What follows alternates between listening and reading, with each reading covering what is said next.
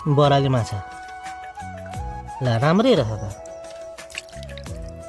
राम्रै रहेछ बराली माछा त्यही एउटा माछा भेट्यो बराली पो भेट्यो त हेलो एभ्रिवान कस्तो हुनुहुन्छ हजुरहरू सन्चै सुविस्ता हुनुहुन्छ भन्दै फेरि पनि आज एउटा नयाँ सानो ब्लग लिएर आएको छु। आज चाहिँ सानो ब्लग भन्दाखेरि म रातमा आउँछु हेर्नु ल तपाईँहरू म तपाईँलाई देखाउँछु अनि यहाँ यस्तो छ म जहिले पनि आएपछि यही देखाउँछु र यता चाहिँ पुरा नदी यता चाहिँ काँसबारी छ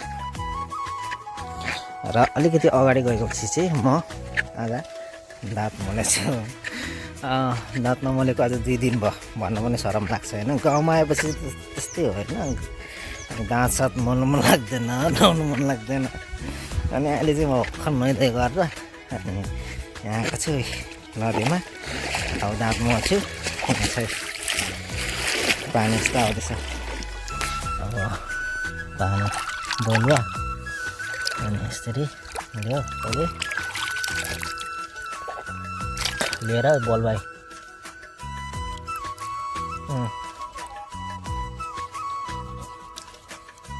पुरा सेतो हुन्छ क्या डाँट पर्नु र अनि आफ्नो मर्जीको मालिक हुनु पनि उयो हुन्छ। पुरा काटकिट गर्दैछ क्या।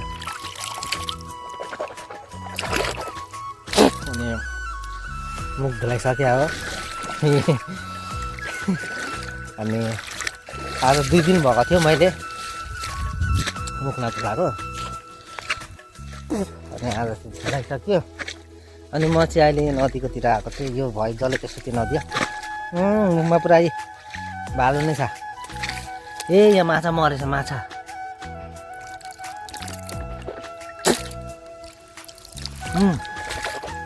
माछा बराली माछा ल राम्रै रहेछ त